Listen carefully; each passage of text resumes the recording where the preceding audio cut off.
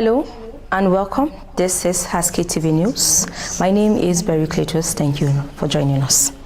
On the news, the governor of the Central Bank of Nigeria, Mr. Olayemi Cardoso, has reaffirmed the bank's commitment to financial sector reforms and to attracting long-term investment into the Nigerian economy. The report.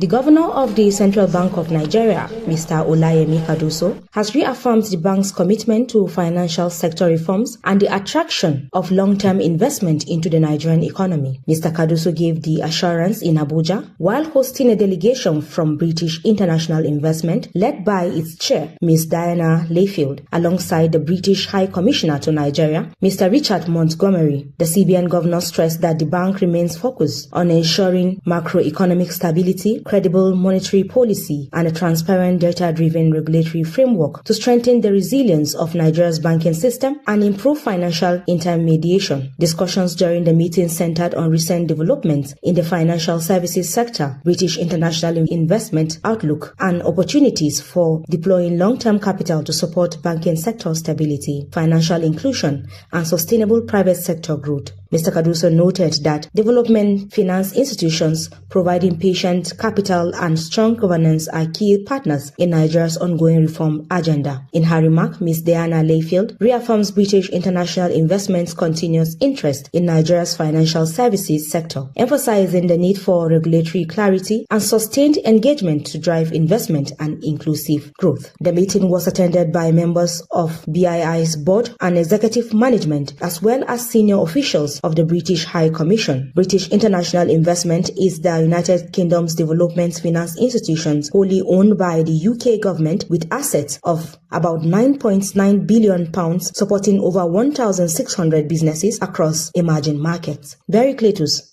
Haske-Tv News.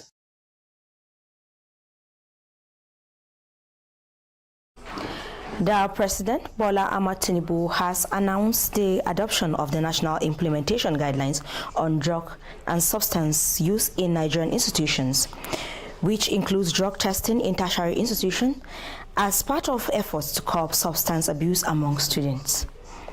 The President, represented by the Minister of State for Education, Dr. Suwaiba Said Ahmad, made this known at the 43rd Convocation and Founders Day ceremony of the Federal University of Technology, Minna. President Tinubu said the policy is aimed at creating safer learning environments and represents a major advancement in education reforms under the Renewed Hope agenda.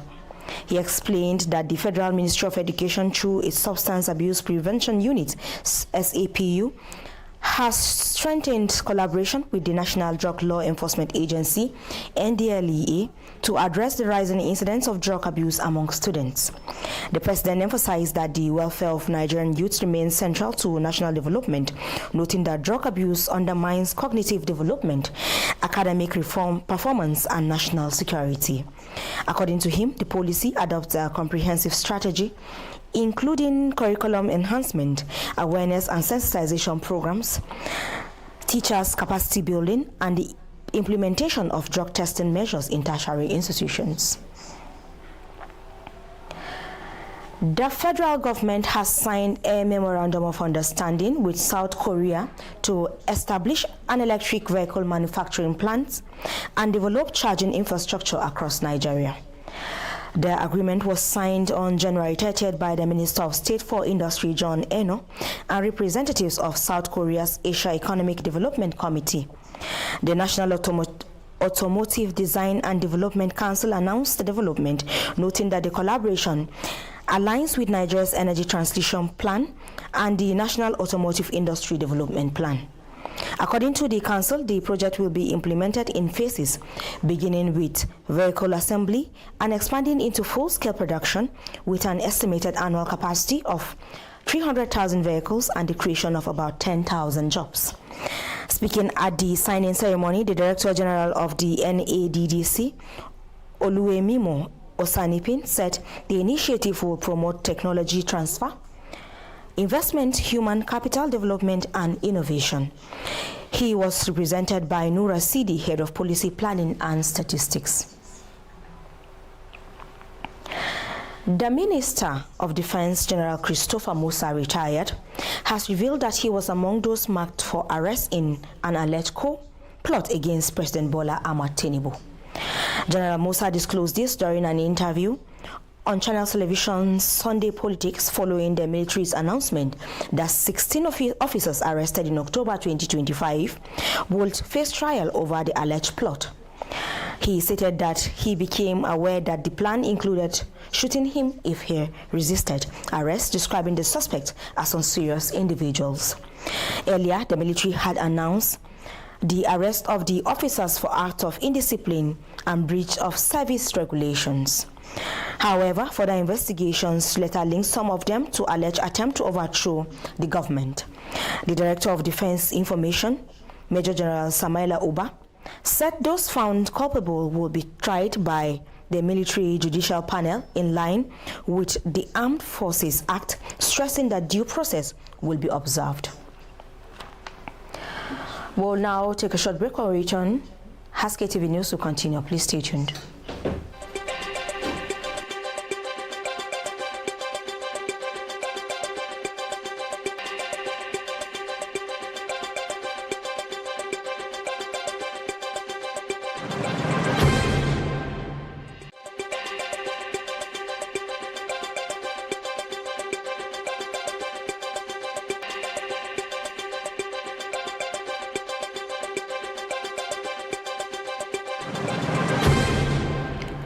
Welcome back. If you are just joining us, this is still Haske-Tv News with Barry Cletus, and now the news continues. The Benue State Police Command has confirmed the arrest of 2 serving police sergeants over their alleged involvement in armed robbery. Security sources said operatives acted on credible intelligence to track a stolen red Toyota Corolla 2010 model, reportedly snatched at gunpoint at Akwanga and driven towards Kefi. The suspect alleged forced their way through a police checkpoint at Angwan Lambu, leading to a high-speed chase that ended at a military checkpoint near Uke, where they were arrested. Police said a search of the vehicle led to the recovery of an AK-47 rifle, 3 magazines loaded with 16 rounds of live ammunition, a black face mask, and other items. The suspects were identified as Sergeant Shedrack Abednego and Sergeant John Ayuba, attached to different police units in Abuja and the Federal Capital Territory. Investigations are ongoing to determine the extent of their involvement and possible links to other crimes.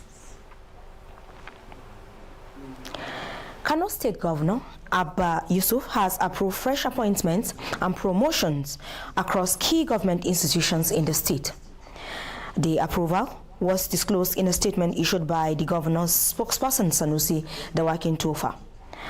According to the statement, Abubakar Matawale was appointed Acting Director General of the Kano State Pilgrims Welfare Board, while Yusuf Mukhtar was promoted to the rank of Permanent Secretary.